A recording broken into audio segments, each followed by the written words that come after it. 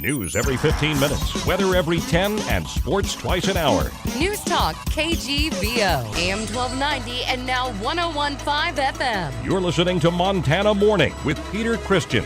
A health worker charged with child rape. Good morning, everyone. It's Montana Morning. Congratulations, you made it. It's Friday, March 27th, 2015. Skies partly cloudy. It's 34 degrees in Missoula right now, on our way to a high of almost 70. Yay. All right, our newscast this morning is sponsored by Dr. Troy Doxey and the friendly team at Chiropractic Works. For your appointment, call 728-0222. A 23-year-old man who worked for an addiction treatment facility was charged in Missoula Justice Court yesterday with sexual intercourse without consent after allegedly having sex with a 13-year-old patient. Justin Griffith appeared in Justice Court via video from the Missoula County Jail. Deputy Missoula County Attorney Matt Jennings asked Judge Karen Orzak for a bail of $50,000. Yes, Your Honor. In light of these allegations, the state is recommending bail be set at $50,000. At this time, we do not have the criminal history. However, the allegations are serious enough and stated in an affidavit of probable cause.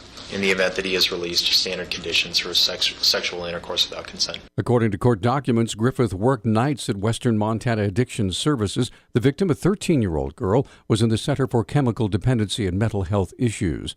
Orzak set bail at $50,000. A problem with the company that's administering Montana's student achievement tests has postponed the start of the Smarter Balanced exams that seek to gauge how well students are meeting the new Common Core educational standards. Office of Public Instruction Chief of Staff Madeline Quinlan says OPI is working with vendor-measured progress to identify a new start date. She says there are issues with the way questions are loaded into the online system. About 76,000 Montana students in grades 3 through 8, along with high school juniors, are scheduled to take the exams by late May.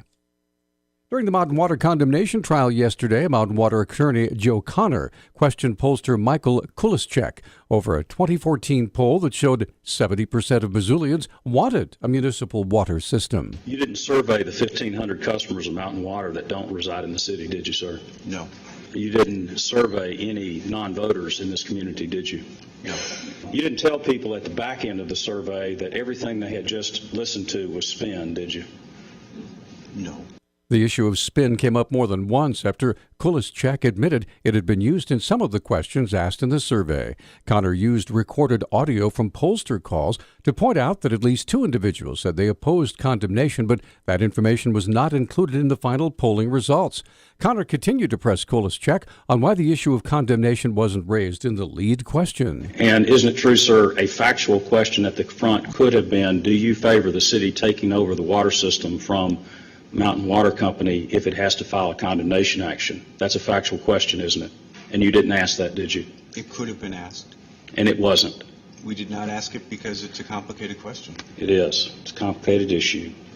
Another highlight of the cross-examination of Kulischek came when Connor displayed an email that showed that representatives of the city of Missoula were, quote, okay, end quote, with Karen Townsend judging the case. A 73-year-old man who a judge said seemed unwilling to accept the reality that he lost his Western Montana ranch back in a 1979 divorce has been sentenced to 75 years in prison for intimidating and stalking the current owners. Ravalli County Attorney Bill Fulbright says John Lance spent a large portion of his life in prison over an obsession to get his ranch back. He served approximately 28 years in Montana State Prison over the various threats to judges, to the original prosecutor of his criminal cases, which was Mark Roscoe, and then the threats made to the subsequent owners to the ranch. Fulbright, representing the state at the sentencing hearing in Hamilton, explained why Lance must spend the rest of his life behind bars. I expressed to Judge Langton that where Mr. Lance refuses to live by even the basic rules of our civilized society, we don't really see any choice other than to use prison bars between him and our community, because he has expressed over and over, including during the sentencing hearing, that it doesn't matter what we do, he will continue to threaten those who occupy this ranch that he believes is still his. He was released from prison last March and the next day showed up at the workplace of one of the current owners.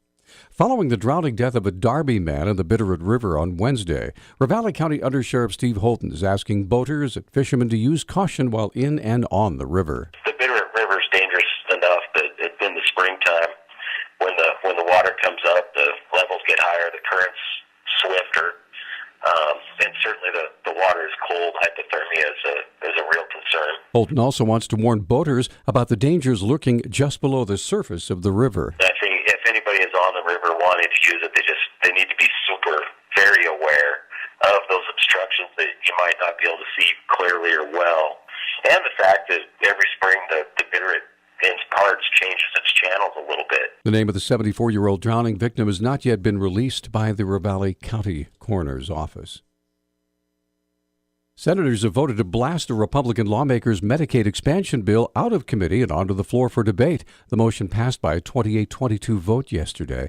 Senator Ed Buttrey of Great Falls introduced Senate Bill 405 last week, touting it as a compromise. The measure would accept money from the federal government for expanding Medicaid to low-income Montanans, but requires them to pay premiums each month as well as co-payments for certain services. The measure is set for a second reading, floor debate, and a vote later today. A meeting earlier this week at Missoula Big Sky High School not only highlighted the school's benefits and accomplishments, but also revealed the cost to taxpayers should Hellgate Elementary be allowed to build a new high school. MCPS Communications Director Hatton Littman has the numbers. In order to build a high school out in the Hellgate Elementary District that actually accommodates for future growth, we really think that you're talking about probably an 800-student high school. And our estimates, based on everything that we've done within our district to plan for it, put that cost at about $50 million.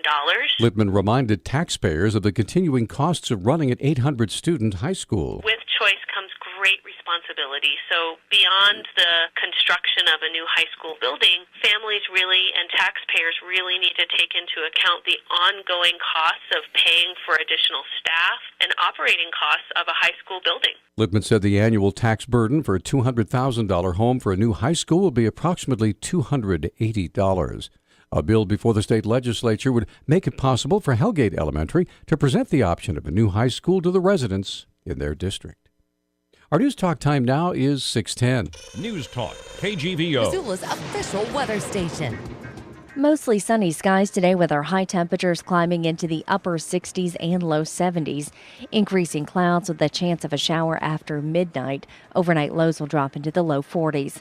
I'm meteorologist Brooke Foster for KECI 13. 7. Wrap up the week with the Friday Night Chef's Seafood Special. Something different every single Friday. Sports on the way. Well, the final spring scrimmage offense looked much better this time out. We'll get details with sports coming up. The ocean's full of treasures hidden just below the waves. Some of them